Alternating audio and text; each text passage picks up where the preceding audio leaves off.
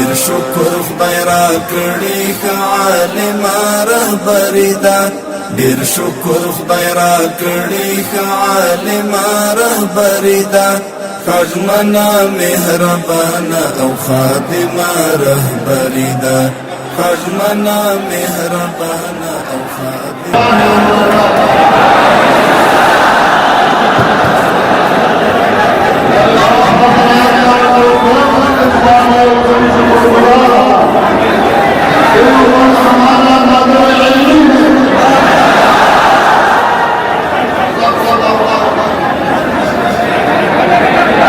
دارالعلوم دیوبند کا اس احسان کا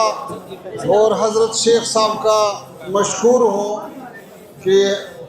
ہم کو دارالعلوم دیوبند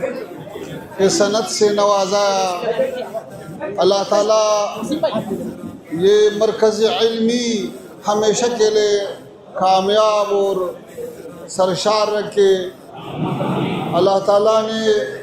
جو عزت آپ کو دیا ہے اور جو منقبت آپ کو دیا ہے اللہ تعالیٰ سارے مسلمانوں کو نصیب کرے اور ہم ایک بار پھر آپ کا شکریہ ادا کرتا ہوں کہ آپ حضرات نے انتظار کیا اور استقبال کیا یہ ہمارے لیے بہت بڑا سعادت ہے اور جناب شیخ صاحب اور سارے اساتذہ کا میں شکر گزار ہوں کہ انہوں نے بہت محبت کے ساتھ مجھ کو نوازایا یہی سند پہ جزاکم اللہ خیراً انشاءاللہ بعد میں تفصیلی بات کروں گا انشاءاللہ تعالی سب سے خصوصی دعاؤں کے درخواست ہے افغانستان کے لیے اسلامی عمارت کے لیے ہمارے لیے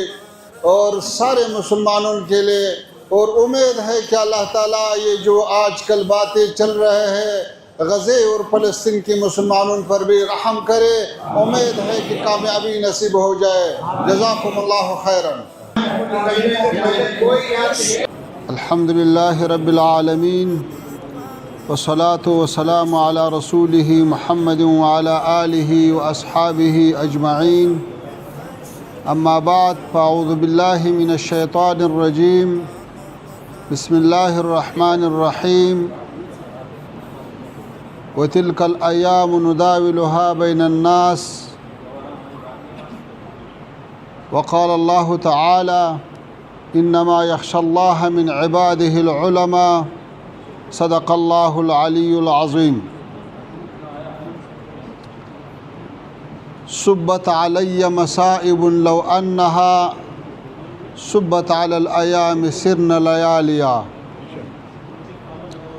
دارالعلوم دیوبند کے قابل قدر اساتذہ مشائخ عظام طلباء کرام اور محترم حاضرین سب سے پہلے آپ کو اور ہندوستان کے تمام مسلمانوں کو افغانستان کے اکابرین علماء کرام اور عوام کی جانب سے سلام اور نیک تمنائیں پیش کرتا ہوں آپ کی باسعادت اور خوشحال زندگی کا طلبگار ہوں دارالعلوم دیوبند کے مؤسس مولانا محمد قاسم نانتوی رحمۃ اللہ تعالی علیہ اور دیگر اکابرین رحمہ اللہ تعالی کی خدمت میں سعدی شیرازی صاحب کا 2 شعروں کا نذرانہ پیش کرتا ہوں پشت دوتائی پلک راست شد از خرمی تا چو تو فرزند زاد مادر ایام را وصف ترا گر کند ور نکند اهلی پزل حاجتی مشات نیست روی دلارام را محترم حاضرین برصغیر ہند کے مسلمانوں اور افغان عوام کے درمیان تعلقات کے تاریخ بہت پرانے ہیں جو 10 صدیوں سے بہت زیادہ عرصہ پر محیط ہے یہ صرف افغان سلاطین نہیں تھے جنہوں نے اسلام پہنچانے میں اہم کردار ادا کیا جن کے ناموں سے ہندوستان کے مسلمان واقف ہے بلکہ علمی لحاظ سے یہ تعلقات اتنے مضبوط ہے کہ ایک دوسرے سے ناقابل شکست ربط اور اتصال رکھتے ہیں اگر افغانستان کے علماء کرام مولانا عبدالحق محدث دہلوی امام ربانی شیخ احمد سرہندی حضرت شاہ ولی اللہ صاحب، مولانا مرزاہد ہیروی صاحب، قاضی محب اللہ بہاری صاحب، مولانا خلیل احمد سہارنپوری صاحب، شیخ الہند مولانا محمود الحسن صاحب، علامہ انور شاہ کشمیری صاحب، مولانا اشرف علی تھانوی صاحب رحمہ اللہ تعالی، اور دیگر علماء کرام کے کتب اور علمی فیض سے اساتذہ استفادہ کرتے ہیں، اور ان حدیث کی روایت کے سند مولانا حسین احمد مدنی صاحب، حضرت شیخ الہند صاحب، مولانا رشید احمد گنگوہی صاحب، مولانا قاسم نانتوی صاحب، شاہ محمد اسحاق صاحب اور شاہ عبدالعزیز صاحب رحمہ اللہ تعالیٰ کے نامون سے وابستہ ہے، تو دوسری جانب ہندوستان کے اکثر علمی خانوادوں کے جڑے افغانستان تک پہنچتے ہیں۔ جس طرح کہ خواجہ معین الدین چشتی رحمہ اللہ جو ہرات کے چشت شریف سے تعلق رکھتے ہیں، نقش بندیہ سلسلے کے مرشد اعلیٰ امام ربانی شیخ احمد سرہندی جو مولانا فرخ شاہ کابلی کی اولاد سے ہے،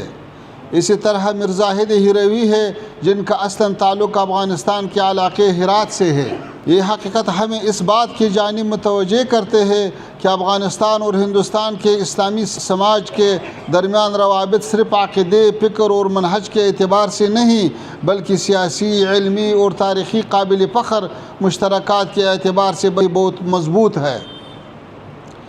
ابھی جب افغانستان میں اللہ تعالیٰ کے فضل سے اسلامی حکومت قائم، امن و امان قائم ہے، ملک کے تعمیر نو کے سلسلے میں علمی مراکز بھی اثر نو تعمیر کیے جا رہے ہیں اور حقیقی طریقے سے اقدامات کا آغاز کیا جا رہا ہے، چاہے کہ ہمارے اسلامی ملک اور دارالعلوم دیوبند سے اس طرح دیگر علمی اداروں سے جیسے بظاہر العلوم سہارنپور، ندوۃ العلماء وغیرہ کے درمیان تعلقات اور آمد و رفت بڑھ جائے تاکہ ایک دوسرے سے افادہ اور استفادہ آسان ہو سکے۔ دارالعلوم دیوبند کے کارنامے بیان کرنے لگ جائے تو شاید اس کے لیے یہ محفل کافی نہ ہو۔ مختصر اتنا کہوں گا کہ یہ دارالعلوم پوری امت مسلمہ خصوصاً جنوبی ایشیا کے مسلمانوں پر اللہ تعالیٰ کا بڑا احسان ہے۔ آپ جانتے ہیں کہ گزشتہ 2 صدیوں میں ہندوستان سمیت اسلامی دنیا کے اکثر ممالک مغربی استعمار کے زیر تسلط رہے۔ اس آزمائشی مرحلے پر مختلف قسم کے فتنے اٹھے، مگر سب سے خطرناک فتنہ مسلمانوں کے عقیدے، اخلاق اور ثقافت کے تحریف اور اس کے خاتمے کی صورت میں درپیش تھے۔ اس تاریکی میں دارالعلوم دیوبند نور اور ہدایت کا اوج سرچشمہ تھا جس نے مسلمانوں کے عقیدے، فتوا، فکر و ادب، دینی علوم، تصوف و عرفان، اخلاقی تربیت اور زندگی کے تمام شعبوں میں صحیح منہج متعین کر کے دیا اور اقوام کو گمراہی سے بچایا۔